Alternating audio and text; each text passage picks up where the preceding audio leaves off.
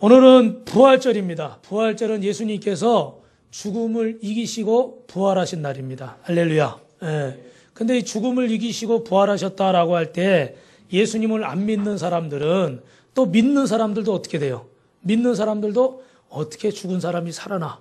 저도 상식적으로는 그렇게 생각합니다. 그러나 저는 하나님을 믿기 때문에 성경에 기록된 말씀이 다 진실이라고 믿습니다. 그래서 죽은 자가 살아났다는 말씀도 믿어지는 것이죠. 할렐루야. 그래서 오늘 이 말씀을 차근차근 여러분 전할 텐데 한 말씀 한 말씀 여러분이 잘 들으시면서 오늘 부활의 주님을 믿으시고 또 구원받으시는 귀한 시간 되시길 주님의 이름으로 축원합니다. 먼저 여러분, 예수님은요 그냥 평범한 사람이라면 굉장히 불행한 인생을 사셨어요. 제가 기니까 좀 빨리빨리 짧게 해보도록 할 텐데 어떤 의미에서 행복이란 것을 찾아보는 게 어렵습니다. 왜냐하면 일단 태어나시는 것이 불행했습니다. 정식으로 결혼한 부부가 아니라 정혼은 했지만 아직 결혼식을 올리지 않았는데 마리아가 처녀의 몸으로 아기를 가져서 그때 당시 율법으로는 어떻게 돼요? 결혼하지 않은 여자가 아이를 갖게 되면 돌로 쳐 죽이라 그랬습니다. 그러니까 여러분, 얼마나 그 배 안에 있을 때부터 얼마나 그 스트레스를 받았겠어요. 그죠? 불안과 초조 가운데 있었겠죠. 잘못하면 돌에 맞아서 어머니와 함께 뱃속에서 죽을 수도 있는 그런 상황이었다는 거예요. 두 번째는 나신 장소가 불행했습니다. 그냥 집에서 좋은 데서 아니면 요즘처럼 좋은 병원에서 태어나는 게 아니라 말들이 밥 먹는 그 마구간 말구유 통에 그 지푸라기들 잔뜩 지저분하게 깔려있는 그곳에서 예수님이 태어나셨어요. 한마디로 태어나실 때도 사람 취급 못 받고 어떻게 됐습니까? 짐승 취급받았습니다. 그리고 그 부모는 나사렛 촌 가나안이라는 곳의 목수의 아들이었습니다. 원래 여인이 처음 난 아들은 그 부자는 소를 바치게 돼 있고 보통 사람은 양을 바쳤습니다.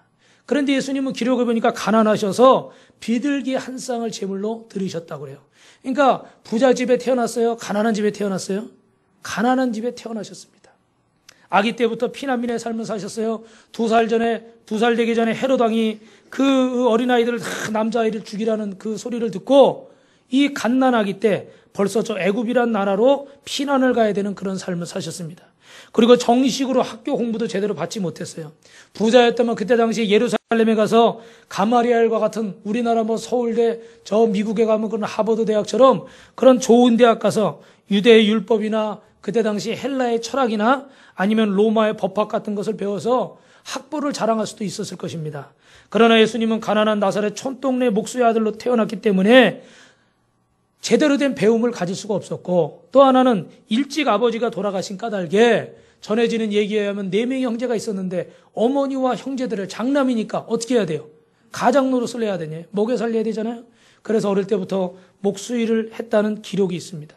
또 하나는 지팡감도 없었어요. 마태복음 8장에 보니까 여우도 굴이 있고 공중에서도 거처가 있으되 예수님은 머리 둘 곳이 없다고 그랬습니다. 여러분, 예수님에게는 적은 통장도 없고 2벌의 옷도 없으셨습니다.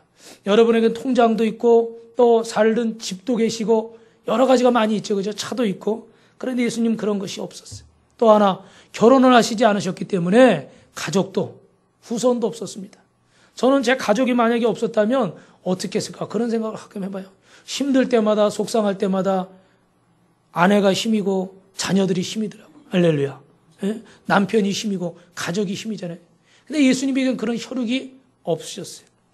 가장 믿고 공금까지 맡겼던 제자 중에 한 명의 가룟 유다는 예수님은 어떻게 했습니까? 노예 파는 은 30냥에 예수님을 팔아버렸습니다. 악당들 손에 넘겨버렸어요. 그리고 제일 믿고 따랐던 수제자 누구예요? 베드로. 배씨 계시면 너무 서운해하지 마시기 바랍니다. 그 배랑 이 배는 틀리니까. 예. 배는 나주배가 제일 맛있죠. 예. 근데 이 베드로가 예수님을 부인했습니다. 그것도 뭐요? 3번이나 저주까지 하면서 나는 저 사람을 도무지 모른다. 여러분, 금요일 날 그 영화 보시면서, 성화 보시면서 보셨을 거예요. 그죠?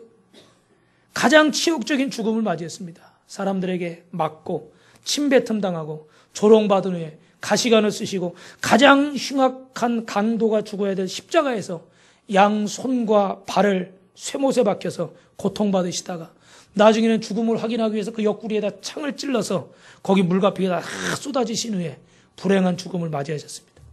이 사건은 이미 700년 전에 이사야라고 하는 선지자를 통해서 예언이 됐는데 이렇게 기록하고 있어요. 그는 실로 우리의 질고를 지고 우리의 슬픔을 대신했다. 그가 찔림은 우리의 허물을 인함이고 그가 상함은 우리의 죄악을 인함이라. 그가 징계를 받음으로 우리가 평화를 누리고 그가 채찍에 맞음으로 우리가 나음을 입었도다. 우리는 다 양 같아서 그릇 행해서 잘못 행해서 각기 제 갈 길로 갔거늘 여호와께서는 우리 무리의 죄악을 우리 예수님께 담당시키셨도다. 그렇다면 여러분, 왜 예수님이라는 분이, 저 먼 나라에 계신 분이, 2000년 전에 그분이 왜 나를 위해서 그렇게 고난당하시고 왜 그렇게 가난하게 어렵게 사셨나? 고린도후서 8장 9절에 보니까 그 답이 있어요. 뭐라고 되어 있습니까? 우리 주 예수 그리스도의 은혜를 너희가 알거니와 부요하신 자로서 너희를 위하여 가난하게 되심은 그의 가난함을 인하여 너희로 부요케 하려 하심이라. 할렐루야. 옆 사람하고 한번 인사하실까요?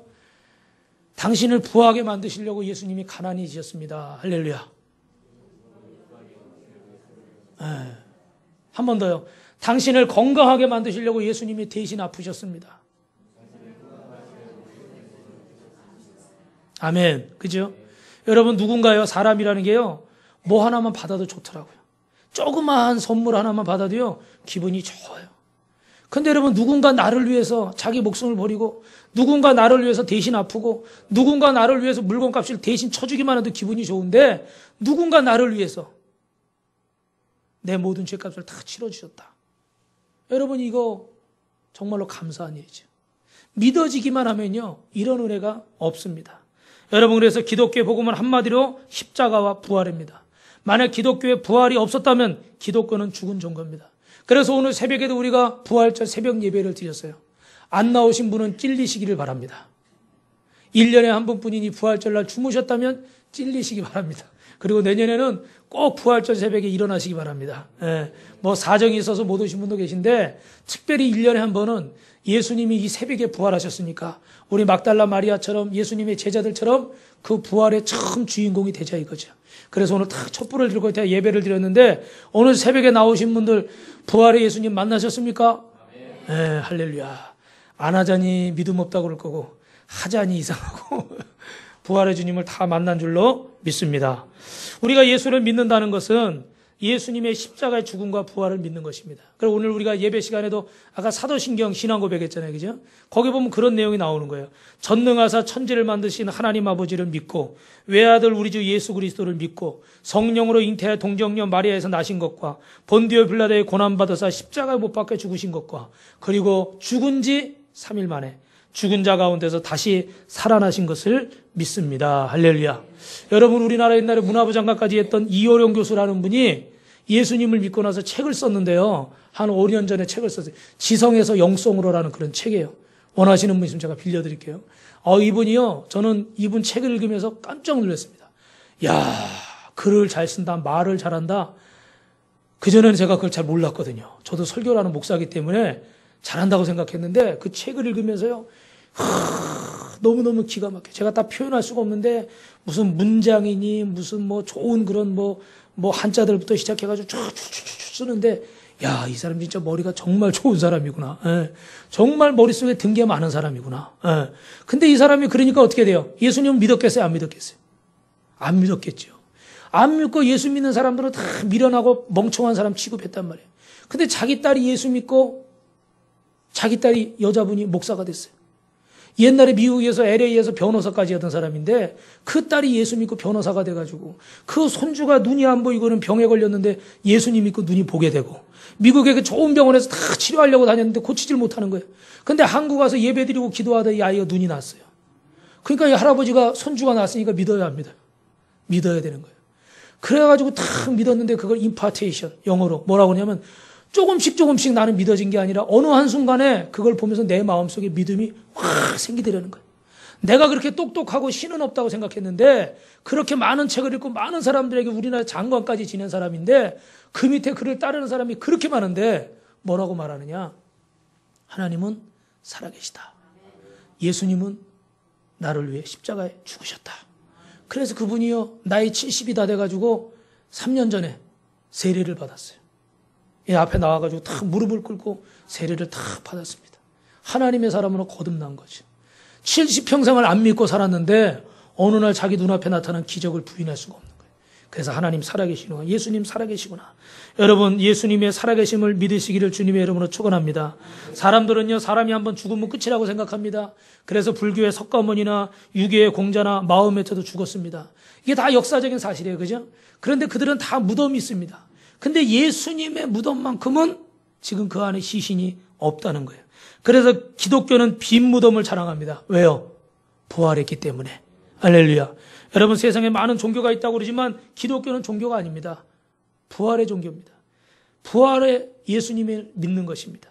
예수님을 3년이나 따라다니는 도마라는 사람은 오늘 여러분이 읽으신 본문에는 없지만 마가복음 15장 누가복음 23장에 보니까 내가 그 손에 못자국을 보며 내 손을 그 옆구리에 넣어보지 않고는 창에 찔린 자국, 못 박힌 자국 내가 만져보지 않고는 못 믿겠다.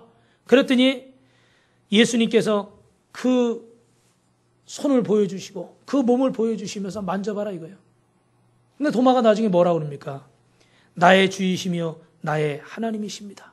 그게 정말 주님의 부활을 체험한 거예요. 살아나심. 그래서 요한복음 20장에 보니까 예수님 뭐라고 그래요? 한번 따라 하실까요? 너는 나를 본거로 믿느냐? 보지 않고 믿는 자가 더 귀하다. 예. 여러분 보고 믿는 것도 중요하다는 거예요. 근데 보이지 않는데도 믿습니다 하는 사람이 어떻게 돼요? 더 대단하다는 거죠. 예. 뭐 무슨 연인들끼리 뭐 사랑해? 뭐 사랑하는 거 뭐 보여봐. 사랑이 눈에 보여요? 부모님이 내가 너희를 사랑한다. 우리 애들 사랑한다. 사랑이 눈에 보입니까? 안 보이죠. 근데 부모가 자식을 위해서 희생하고 헌신하고 눈물 뿌려 기도하고 정말 애쓰고 힘쓰는 거 입을 거 못 먹고 입을 걸 못 먹어요. 입을 걸 못 입고 먹을 거 못 먹으면서 고생하는 모습 보고 철이 들으면 자식이 어떻게 돼요? 아, 부모님이 날 사랑하시는구나. 저렇게까지 날 사랑하는구나. 결혼하고 시집가고 장가가서 자식 키워보다 보니까 어떻게 돼요? 엄마가 생각나. 아빠가 생각나. 그래서 전화하는 거예요. 찾아가는 거예요. 엄마 고마워. 아버지 고마워요. 할렐루야. 그 눈에 안 보여요. 그죠? 눈에 안 보이는데 우리는 그 사랑이 있는 걸 아는 거예요. 그 예수님이 눈에 보이지 않습니다. 그런데 그분이 나에게 역사하시는 걸 보면 어떤 분은 예수님 믿고 병을 고치고요. 어떤 분은 예수님 믿고 몇십 년 동안 담배를 폈는데 술을 마셨는데 그 냄새가 어느 날 싫어지더래요. 할렐루야. 여러분이 담배 끊으려고 술 끊으려고 얼마나 했습니까? 제가 누구라고는 말할 수 없는데 우리 교회 장로님도요. 예전에 누구라고 얘기해버렸네요. 예. 예전에 직장 다니실 때 하루에 담배를 3갑을 피셨대요. 3갑. 한 갑도 아니고 3갑. 그런데 예수님 믿고 나서 막 교회 그냥 근성으로 다닐 때 몰랐는데 은혜 받고 나니까 담배가 끊어지더래요. 하루 3갑 피면요. 쉴 새 없이 계속 피워야 돼. 요즘으로 따지면 한 달에 5, 60만 원 쓴 거예요. 담배값으로. 예. 근데 예수 믿고 나 끊어지더래요. 할렐루야. 그게 기적이에요. 30년 동안 술을 마시고 저녁 때마다 한 장 마셔야 되는 분이 있는데 안 그러면 혼자 잠을 못 잤대요. 누구라고 또 제가 얘기 못해요. 오늘 색스폰 불었어요. 그런데 예수님 딱 믿고 나니까 어떻게 돼요? 술을 끊게 되는 거예요. 예. 근데 처음에는요, 이게 한 잔씩 마시다가 안 마시니까 잠이 안 오더래요. 그래서 막 불면증에다가 잠 못 자고 새벽 예배 나오려니까 너무 피곤하고 힘들더래요. 근데 어느 날부터는 어떻게 돼요? 이 술 기운이 약한 게 쫙 빠지니까 술 안 마시고도 잠자고 새벽에 탁 4시 반에 일어나고 새벽 예배 와서 기도하고 예배 드리고 그러고 탁 가가지고 가게 문 열고 출근하고 오는 손님들한테 할렐루야. 아멘. 이게 변화잖아요, 변화. 누구를 만났어요? 예수님을 만나서. 저는 참 감사한 게요. 우리가 이렇게 많은 숫자가 모이진 않았지만 간증이 끊이지 않는 게 너무 감사해요. 그전에는 설교 준비할 때 보면 그냥 예화 찾아야 돼요. 어디 좋은 예화 없나? 어느 교회 좋은 간증 없나? 어느 교회 집사님, 권사님, 장로님 간증 없나? 근데 요즘은 우리 성도님들 간증이 많아가지고 제가 다른 데 가서 간증 안 찾아와도 돼. 왜 아멘들을 안 하시고? 예. 얼마나 감사해요. 그죠? 예. 이게 왜 그럴까요? 부활하신 예수님을 만났기 때문인 줄로 믿습니다. 예수님을 본고로 믿느냐? 보지 않고 믿는 자들이 복되도다. 할렐루야. 여러분, 예수님을 어떤 사람은 기절했다가 살아났다, 가스 상태에서 깨어난 것다, 이렇게 얘기합니다. 그러나 예수님 분명히 운명하셨고, 마지막에는요, 원래 예수님을 원래 십자가 처형은요, 로마에서요, 사람이 십자가에 매달려 죽으면은, 그 다음에 몽둥이를 쳐가지고요, 망치로 쳐가지고 뼈를 부러뜨립니다. 왜냐하면 완전히 죽었다는 걸 확인하기 위해서. 죽었나 안 죽었나 쳐보는 거예요. 근데 예수님은 뼈가 부러지지 않았습니다. 왜냐하면 죽었기 때문에 뼈를 치질 않은 거예요. 대신에 뭘 했느냐? 옆구리를 창으로 찔렀어요. 근데 사람이 죽어야 심장이 멈추기 때문에 죽은 지 1시간에서 2시간이 되면 피가 더 이상 심장에서 뿜어주질 않기 때문에 물과 피로 이렇게 나누어진다고 합니다. 그런데 예수님은 옆구리 창에 찔렸을 때 어떻게 됐어요? 물과 피가 따로 나왔어요. 그래서 예수님은 이미 죽으셨다는 것을 역사가 증명을 하고 있습니다. 그런데도 어떤 사람은 기절했다가 깨어났다 이렇게 말하는 사람도 있습니다. 그러나 성경은 분명히 예수님께서 부활하셨고 또 12제자와 500의 형제에게 보이신 줄 믿습니다. 제가 간단하게 성경에 나타난 이야기를 몇 가지만 말씀드리면 마가복음 16장에는 막달라 마리에게 나타나셨고 마태복음 28장에는 무덤에서 돌아오는 여인들에게 나타나셨고 마태복음 15장에는 베드로에게 나타나셨고 누가복음 24장에는 엠마오 도상의 제자들에게 나타나셨고 누가복음 24장에는 다락방에 모인 10사람에게 나타나셨고 요한복음 20장에는 일주일에 도마를 포함한 11제자와 마태복음 15장에는 예수님의 동생 야고보에 그리고 오늘 여러분이 읽으신 본문 고린도전서 15장에는 500여 명의 형제들에게 나타나셨고 갈릴리호수에서 고기 잡던 제자들에게도 요한복음 21장에 나타났고 그리고 예루살렘 근처 감람산에서 승천하는 모습을 본신 분들이 있고 다메섹 도상에서 바울에게 나타나신 줄로 믿습니다. 그래서 제가 성지순례 가보니까요 예수님 승천교회라고 해서 가봤어요. 그랬더니 교회가 조그매요. 요만해요. 들어가 보니까 이렇게 들어가 보니까 하늘에 구멍이 나 있어요. 왜 건물에 저 위에 구멍이 났습니까? 그랬더니 예수님이 승천하신 자리라고 구멍을 내는 거 이렇게. 그래가지고 거기를 다 성지순례 가서 봤는데 여러분도 꼭 한번 가보시기 바랍니다. 제가 쫙 서 있었어요. 야, 예수님이 여기서 하늘로 이렇게 살아서 승천하셨다. 감동이 있더라고요. 할렐루야. 여러분 부활하신 예수님 만난 사람들에게 변화가 생기는데 한번 따라하겠습니다. 평화가 생깁니다. 두 번째로는 사명감을 깨닫습니다. 세 번째로는요 성령을 받습니다. 평화가 생긴다는 건 무슨냐면 예수님이 부활하셔서 제자들에게 너희에게 평화가 있을지어다. 평안하뇨? 이렇게 물으셨어요. 이 말의 의미는 직역하면 기뻐하라 그런 거예요. 그러니까 예수님을 만난 사람들은 그 마음의 두려움과 염려가 떠나가고 참된 평화와 기쁨이 임하는 줄로 믿으시면 아멘 하시기 바랍니다. 할렐루야. 예. 우리 김홍록 권사님 몸이 많이 아프신데 그럼에도 불구하고 우리 예수님 믿으시니까 항상 몸이 아파서 걱정이 되고 힘드시지만 그래도 마음속에 뭐가 있어요? 하나님이 내 생명을 책임지신다. 할렐루야. 그죠? 예. 그러니까 여태까지도 폐 하나 가지고도 40년을 이렇게 사신 거예요. 예. 하나님 지켜주시니까. 오늘도 이렇게 날씨가 습한 날씨는요, 저기압이기 때문에 숨쉬기가 힘들어요. 그리고 우리 어머님들 뼈, 마디, 관절, 허리 통증 이런 데가 심한 날이에요. 예. 오늘 같은 날 움직이기 힘드셔. 그런데 주여, 내 생명은 주님께 있습니다. 오늘 부활절 날 안 가면 제가 언제 가겠습니까? 주여 저를 지켜주시옵소서. 예. 그리고 오늘 나오신 거예요. 왜요? 하나님이 지키신다고 믿으니까. 어떤 분은요, 제가 아는 전사님은 당뇨병에 걸렸어요. 그러니까 당뇨병은 식단 조절을 잘해야 돼요? 어떻게 해야 돼요? 식단 조절 잘해야죠. 근데 이분은 금식을 하셔요. 금식 기도를 하는 거예요. 근데 금식 기도 하는데 금식 기도하면 어떻게 됩니까? 음식을 안 먹으니까 혈당이 떨어지죠. 그러면 저혈당이 오면 쇼크로 쓰러집니다. 잘못돼 죽을 수도 있어요. 그래서 자기가 생각할 때 한 이틀 정도면 이분이 벌써 눈이 이렇게 실명이 온 거예요. 50대 분인데 실명이 오셔가지고 보기가 지금 근데 금식을 하는데 내가 한 이틀이나 3일쯤 되면 내가 저혈당해서 쓰러질지도 모르겠다. 그러나 난 이렇게 눈 못 뜨고 이렇게 사느니 죄송합니다. 차라리 죽어버리겠다.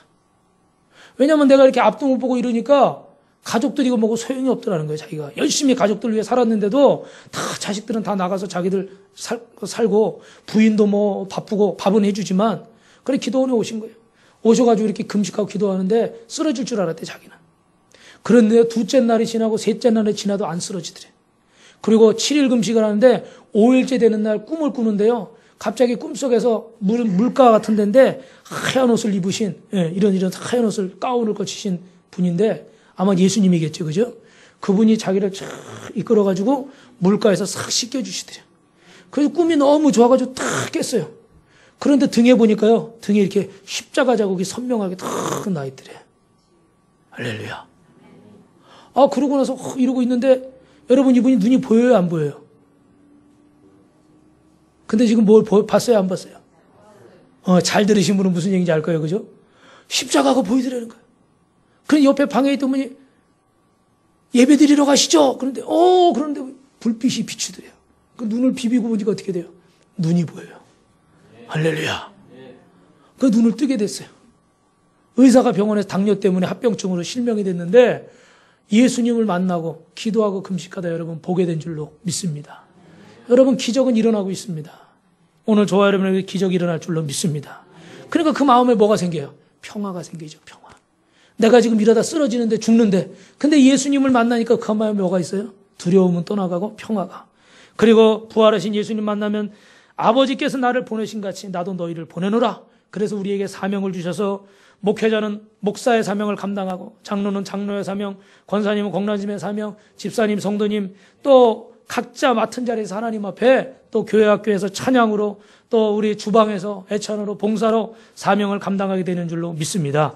또 하나는 여러분 예수님을 만난 사람은 성령을 받습니다. 성령을 받으면 내 힘으로 할 수 없는 거, 내 능력으로 할 수 없는 거 오늘 감당하게 될 줄로 믿습니다. 그래서 우리가 찬송가 436장에 보니까 그런 찬양이 있어요. 나 이제 주님의 새 생명 얻은 몸 옛것은 지나고 새 사람이로다. 그 생명 내 맘에 강같이 흐르고 그 사랑 내게서 해같이 영생을 맛보며 영생을 맛보며 주 안에 살리라. 오늘도 내일도 주 안에 살리라. 할렐루야. 우리 여러분 예수님의 부활을 믿는 사람은 그 삶에도 부활의 기적이 일어날 줄로 믿습니다. 시편 37편 24절에 보니까 저는 넘어지나 아주 엎드러지지 않으면 누가 붙드심이라? 하나님께서 붙드심이라. 할렐루야. 나는 건강이 부족하고 나는 물질이 부족하고 나는 지식이 부족하고 나는 가진 것이 부족하고 아는 것이 부족해서 넘어질 수 있지만 부활하신 예수님이 붙잡아 주시면 우리는 승리할 줄로 믿습니다. 어떤 남자분이요 딱 가다 보니까 아이들이 저기서 막 야구를 하고 있는 거예요. 그래서 이분이 야구를 좋아하니까 재밌어가지고 딱 가서 옆에 가서 구경을 하다가 거기 있는 애한테 딱 물어본 거예요. 얘야, 너 지금 어떻게 되고 있니? 경기가 어떻게 되는 거 했더니 14대 0이요. 그래? 그럼 너 이거 이기고 있니? 아니요, 지고 있어요. 그래. 근데 이 아이가 너무 그렇게 기분 나쁘게 얘기를 안 하는 거예요. 그래, 근데 야, 너 별로 그렇게 기분 안 나쁘니? 14대 0이 지고 있는데 괜찮아? 그랬더니 괜찮아요. 우리는 아직도 공격 한 번도 안 했어요. 이제 이거 끝나면 우리가 공격할 거예요.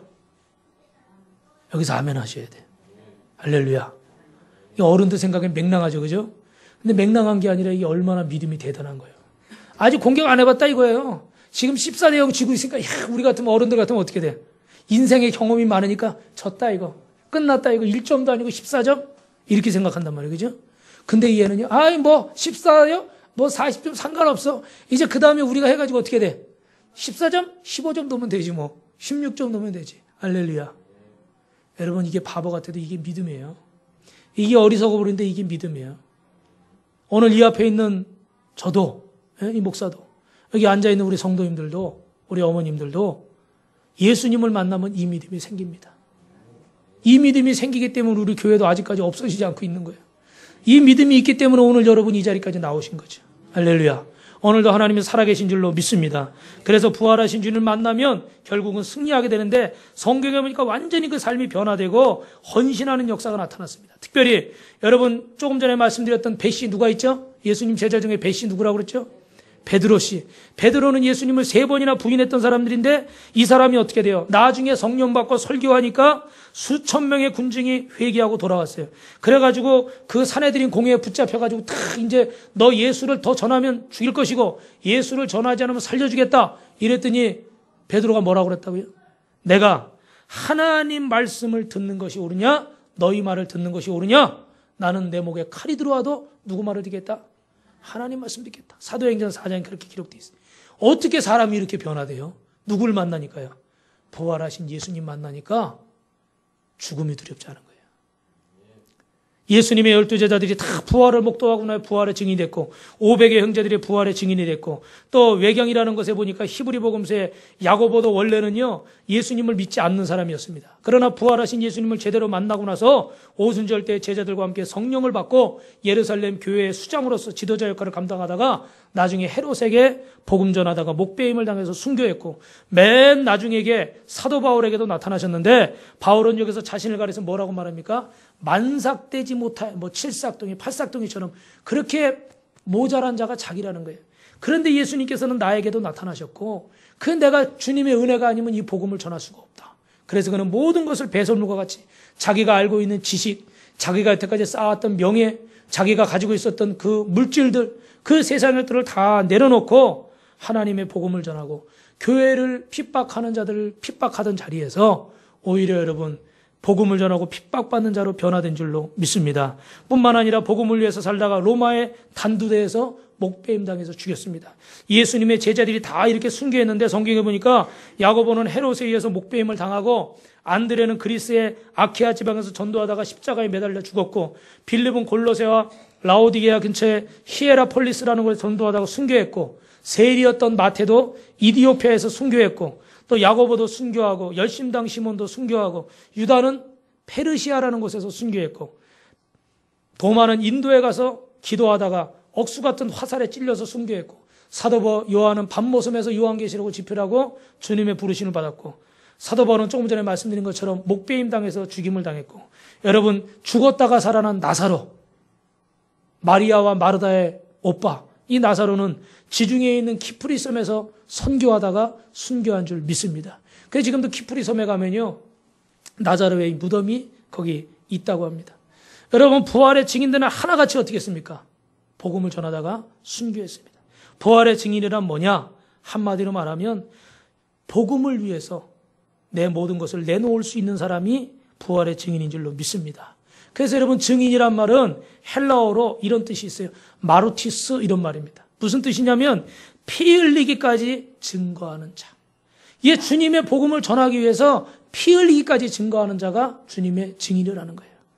여러분 우리는 우리의 삶에서 복음을 전해야 될 줄로 믿습니다. 특별히 우리 역사에 보니까 미술로 부활을 증거한 사람이 있는데, 여러분 잘 아시는 유명한 화가 라파엘이나 레오나르도 다빈치 같이 유명한 화가도 있죠. 이분들은 그림을 통해서 주님의 부활을 증거했고, 또 음악으로는 핸델이나 바하나 베토벤 같은 사람들이 있고, 또 문학으로는 누가 있어요? 단테나 밀턴, 브라우닝 같은 사람들은 신라곤이나 이런 것들을 책을 써가지고 온 세계에 복음을 전하고 있습니다. 여러분 구원의 가장 중요한 목적은 무엇입니까? 십자가와 부활을 증거하는 것입니다. 그래서 우리 교회도 여러분 남녀 이렇게 목장을 세우고 주일학교 중고등부 청년부를 세우고 이렇게 찬양팀을 세우고 하나님께서 이렇게 악기로 연주하게 하고, 이 모든 것이 다 뭘 위해서요? 주님의 부활을 증거하라고. 할렐루야. 증거하라고 여러분은 성도로 부르시고 집사로 부르시고 안수 집사로 권사로 장로로 전도사로 목사로 부르신 줄로 믿으시면 아멘 하시기 바랍니다. 특별히 목사나 우리 장로님, 안수 집사님들은 기름 부음을 받습니다. 안수를 받아요. 이게 뭐냐면 하나님 앞에 선택되고 구별됐다는 거예요. 안수 받았다는 것은 하나님께 바쳐졌다는 겁니다. 하나님께 선택되어졌다는 거예요. 그러니까 이제는 내 인생을 내 마음대로 살고는 안 되고 누구 뜻대로 살아야 됩니까? 하나님 뜻대로. 왜요? 하나님의 자녀가 된 거고 하나님의 종이 된 거기 때문에 기름 부음 받은 사람들은 다른 곳에 가서 안 되고 다른 일을 해서는 안 됩니다. 뭘 하든지 이제 무엇을 하며 살아야 돼요? 따라합니다. 하나님의 영광. 할렐루야. 중요한 것은 이렇게 하나님의 바쳐진 재물은 죽었어요. 죽었기 때문에 나는 있습니까? 없습니까? 없습니다. 그러니까 내 고집, 내 생각, 내 의지, 내 방법 그건 내려놓고 주님 말씀하시면 어떻게 돼요? 이끄시는 대로 가겠습니다. 재물은 죽어야 됩니다. 죽기 위해서 선택되고 구별된 하나님의 것입니다. 이게 증인의 자격이고 목적입니다. 피 흘리기까지 피 흘려 각오를 하고 주님의 증인되는 거. 하나님 미리 땅에 떨어져 썩어야만 뭐 한다고 그랬습니까? 많은 열매를 맺는다고 그랬어요. 증인은 죽어야 돼요. 죽어야 어떻게 돼요? 다시 살아나는 거예요. 부활하는 거예요. 근데 안 죽고자 하면 내 의지, 내 생각, 내 방법을 버리지 않으면 주님의 증인이 될 수가 없습니다. 세상에 제일 불쌍한 사람이 누굽니까? 못 믿을 것을 믿고 사는 사람. 근데 이보다 더 불쌍한 사람은 누구예요? 믿을 것을 못 믿는 사람. 저 이단에 빠져 있는 사람들, 잘못된 사람들이지만 그 사람들보다 더 불쌍한 사람은 누구예요? 믿어야 될 하나님을, 부활의 주님을 못 믿는 사람이 더 불쌍해. 그래서 예수님께서는 오늘 제자들에게 부활하셔서 뭐라고 말씀하시는 겁니까? 믿는 자가 되라. 믿는 자. 여러분, 믿는 자가 되시기를 주님의 이름으로 축원합니다. 부활의 증인이 되시기를 주님의 이름으로 축원합니다. 그러기 위해서 우리가 하나님의 능력을 받아야 우리의 가정과 직장과 사업장에서 우리의 속해 있는 곳에서 부활의 증인이 될 줄로 믿습니다. 말씀을 마치겠습니다. 부활하신 예수님 만난 사람은 절망의 사람이 소망의 사람이 되고, 슬픔의 사람이 기쁨의 사람이 되고, 불안의 사람이 평안의 사람이 되고, 질병의 사람이 건강의 사람이 되고, 죽음의 사람이 생명의 사람이 될 줄로 믿습니다. 오늘 저와 여러분 모두가 피 흘리기까지 부활을 증거하는 분들 되시기를 주님의 이름으로 축원합니다. 그리고 다시 한번 부활의 기적을 체험하게 되시기를 주님의 이름으로 축원합니다. 축원합니다.